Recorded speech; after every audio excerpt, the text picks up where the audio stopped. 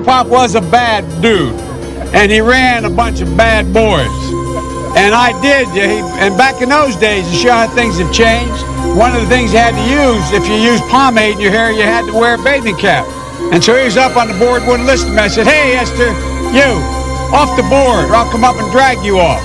Well, he came off, and he said, I'll meet you outside. And he said, I'll be waiting for you. He was waiting for 3 guys in straight razors. Not a joke. In those days, you used to remember the straight razor, you'd bang them on the curb, get them rusty, put them in the rain barrel, get them rusty. There's a guy named Bill Wright, Mouse, the only white guy, and he did all the pools. He was the mechanic. And I said, what am I going to do? He said, come down here in the basement where mechanics, where all the pool builder is.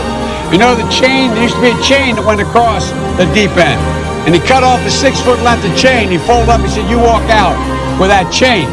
And you walk to the car and say, you may cut me, man, but I'm going to wrap this chain around your head. I said, you kidding me? He said, no, if you don't come back. And he was right. I want to be clear. I'm not going nuts. I believe history will look back in this presidency as an aberrant moment in time. But if Donald Trump is reelected, Freudian slip, if Donald Trump is reelected, he will forever and fundamentally alter the character of this nation. You get a tax break for a racehorse, why in God's name couldn't we provide a $8,000 tax credit for everybody who has child care costs? It would put 720 million women back in the workforce. It would increase the GDP, to sound like a wonk here, by about 0.8%. I've been here a number of times. Last time was, I think, all the way back in 2014, but I've been here before that. I love this place. Look, what's not to like about Vermont in terms of the beauty of it? What's not to like about Vermont? I've been in and out of Afghanistan and Iraq 28 times. I've been in and out of Iraq and Afghanistan over 29 times.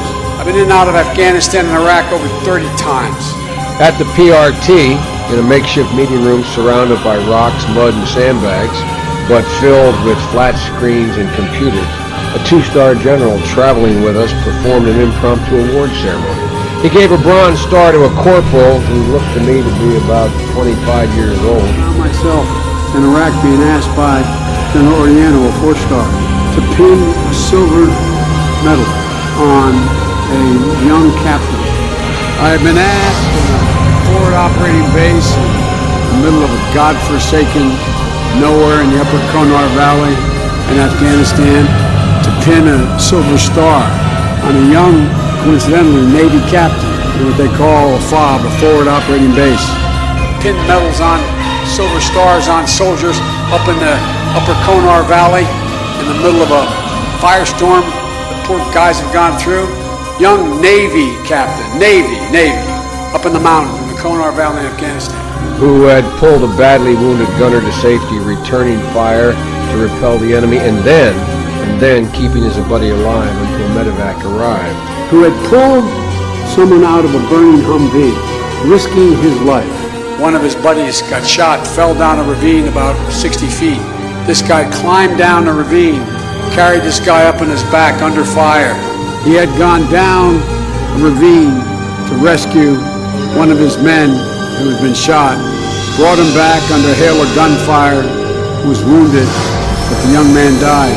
I know it sounds a little corny, but I don't think there was a dry eye in the house. And the general wanted me to pin the silver star on him. When I went to pin it on him in front of the entire brigade, and I went to pin the silver star for General Rodriguez, pin the silver star on his chest. I got up there and stand and said, God's truth, my word is abiding. He stood at attention. I went to pin him. I said, sir, I don't want the damn thing. He stood at me, looked at me, and said, sir, I don't want the medal. I don't want the medal. I don't want it, sir. He died. He died. I don't deserve it. Do not pin it on me, sir. Please, sir. Do not do that. He died. He died. He died, Mr. Vice President. I don't want the medal. Hey, this malarkey ends here, Corn Pop. Oh, really? Tell that to the Balanced Breakfast gang. That's 2% milk, sliced banana, and your toast. This is about respecting the law of the pool. No bouncing on the board, no swimming after you eat, and no running by the pool.